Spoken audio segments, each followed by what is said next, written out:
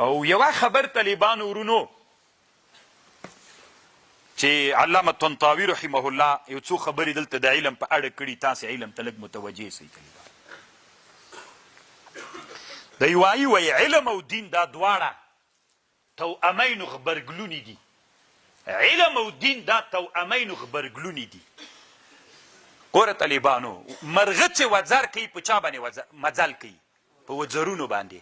چې یو وزر وي بل وزر یې نه وي، مرغه مزل کوي؟ نه. نو طالبانو دا علم او دین دا دواړه لکه د مرغه وزرونه داسې دي. که یو وزر وي او وزر یې نه مرغه جای په جای پروت ده. کوشش وکئ، دا ټولنه مرغه ده، دا ټولنه چې پرمختګ و پرواز کوي دا په وزرونو کوي. نو د علم وزر هم مه پرې کوئ، د دین وزر هم مه پرې کوئ، دواړه ملګري کوي. د افغانستان ملته نن بعضې افغانانو تنها یو وزر د مرغه پرېښودلی و چې تنها علم ته یې مخه کړې وه، دین سره یې دښمني وله. نن ملحدینو خلقیانو کمونستان ترنه جوړ سول. موږ څومره یو لوی بحران سره مخ سولو که نه؟ بله ټولنه راغلله چې هغوی ځان علما بلي، هغوی تنها دین ته توجه وکړله. طالبانو دومره شاته پاتې دي چې تر نن زمانه کې څوک نه لري. مرمۍ نسي جوړولی، د امپور مرمۍ موږ نسو جوړولی، پردۍ ده. نو د چا له لاسه؟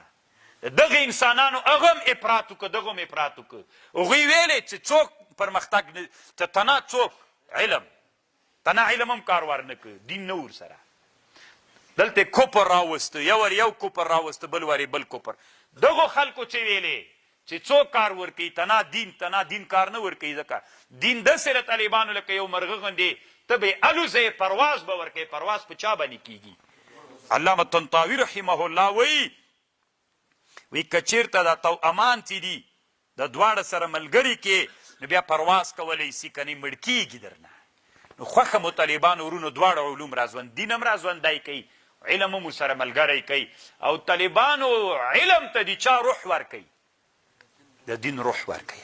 نن چې د دین علماو ټول له کیمیا او له فیزیک او له بیولوژي نه راوتلي دي، نو هغه روح د چا اخیستی؟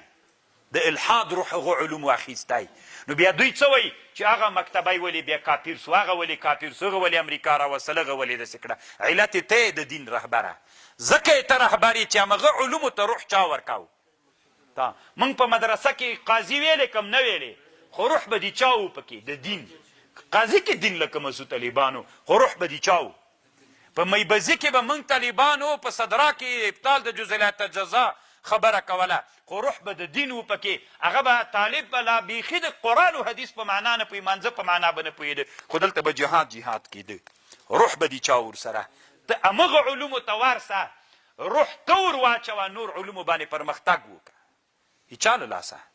موږ له لاسه. طالبانو خوښه مو طالبانو ستیکه راپورته کوئ که نه؟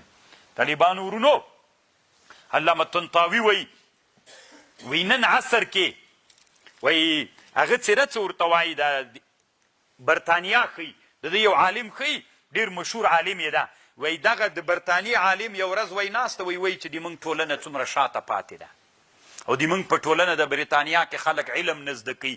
وی دی وایي چې دی ډېر افسوس و شکایت کوي چې د موږ د لندن خلکو علم نه ده زده کړی. دی وی دا شکایت موږ وکړو که دوی چې یو وارې کوي، موږ به اسلامي ټولنه زر وارې ډېر شکایت وکړو. دوی کې خو بیا هم ډېر علما صحیح د کافران دي، په خپل کفر کې څومره علم لري. موږ طالبانو موږ په ټولنه کې څومره په افغانستان کې، یعنې طالبانو که فکر وکوئ په افغانستان کې 100 کې 80 انسانان د افغانستان د علم زمینه نه ده ورته مساعده. بیا که د علم زمینه ورته مساعده ده، تخصصات نه لري چې نوره دنیا کې لابراتوارونه په شفاخانو په تعلیمي ځایونو کې ورته ایښي دي چې هغې کې مطالعه وکړي، پرمختګ وکړي او څوک وکړي. نو دی نه طالبانو دا اوس مثلا زه یو مثال درته یم. طالبانو ورونو یوه قواله ده، په دې قواله کې یې داسې لیکلي چې ده په ده باندې ده ته یوه مځکه ورکړې 100 جربه ټکي ورته کړي دي.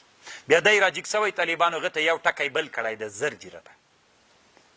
اوس زمانه کې طالبانو ورونو د علم دومره په مخ باندې تللی ده، لابراتوار ته یې وروړي، علمي د لابراتوارونه دي، دغه لابراتوار کې داسې چل کوي، هغه ته چې ورکړه درته وایي چې دا خط دومره وخت مخکې لیکل سوی ده او دا 3 ټکي د دغه وخت دي، دا بل ټکی چې دا عین همغسې د په سترګو نه پې پوهېږي، تا ته وایي چې دا ټکی شل کاله 30 کاله 50 کاله 100 کاله بعد د ټکی ورکړل سوی ده.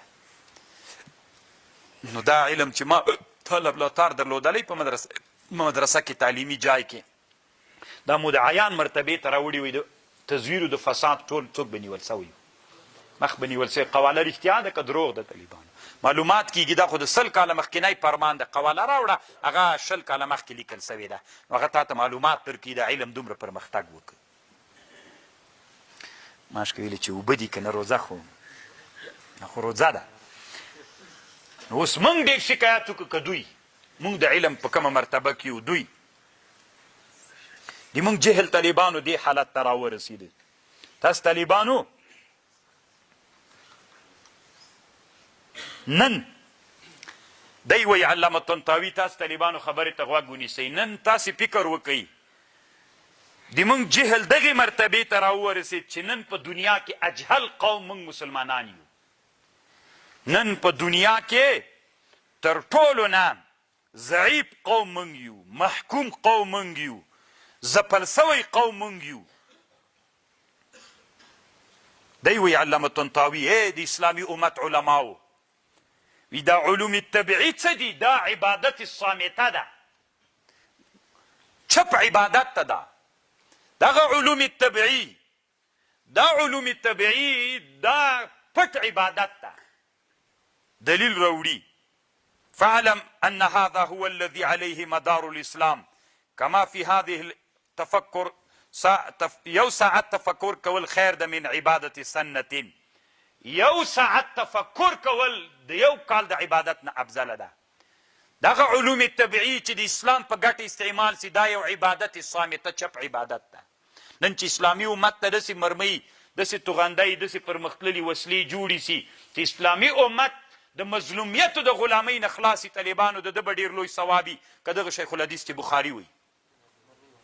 څومره لوی خدمت به اسلامي امت ته ورسېږي چې داسې مسلمان راجیګ سي او داسې وسله جوړ کړي چې اسلامي امت له چا نه خلاص سي، له غلامیت نه خلاص سي، له مظلومیت نه خلاص سي.